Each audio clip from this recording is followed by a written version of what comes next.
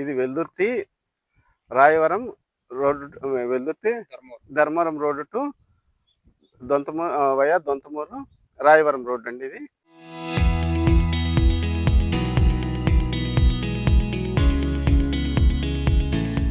ఇది 4 కిలోమీటర్స్ ఉందండి.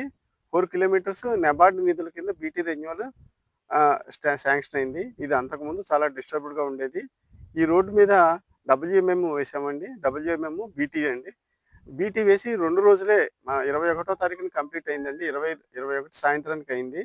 ఈలోపు 24న వెళ్ళి కొంతమంది విలేజర్స్ సైడ్ తీసి అప్పటికి బీటీ ఇంకా సెట్ అవ్వదండి. 15 డేస్ పడుతుంది బీటీ సెట్ అవ్వటానికి, సొలిడిఫై అవ్వటానికి 15 డేస్ టైం పడుతుందండి. దీని ఇనిషియల్ సెట్టింగ్ టైం అంటారు గట్టి పెట్టడానికి. ఈలోపు ట్రాఫిక్ వదులుతాము. ట్రాఫిక్ వదిలేసిన తర్వాత 15 డేస్కి సెట్ అవుతుంది. ఈలోపు కొంతమంది విలేజర్స్ వెళ్ళి అంచులు, వెడల్పు లేని చోట అంచులు తీసి రోడ్డు సరిగ్గా లేదు అనేసి అపోహపడి దాన్ని స్టేట్మెంట్ ఇచ్చారు.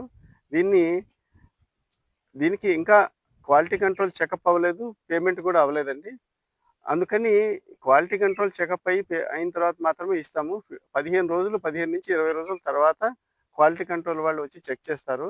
వాళ్ళు తీసిన పీస్ కూడా చూస్తే అక్కడ 40 mm ఉందండి. అది ట్రాఫిక్ తిరుగుతుంటే కన్సాలిడేట్ అయ్యి 25 mmకి వస్తుందండి. ఇది 15 రోజులు పడుతుంది. వర్షాకాలం వస్తుంది అనేసి వెంటనే వేసేసాము, బీటీ రోడ్ వేసాము ఎండల్లోనే. ఇప్పుడు వర్షాలు స్టార్ట్ అయ్యాయి. ఈలోపు మాకు బీటీ సెట్ అవుతుందండి. రోడ్డు వెడల్పు 3.75 మీటర్స్.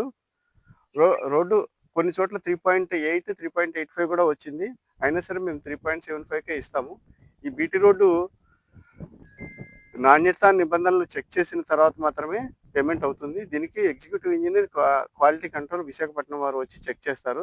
తర్వాత మాత్రమే పేమెంట్ అవుతుందండి.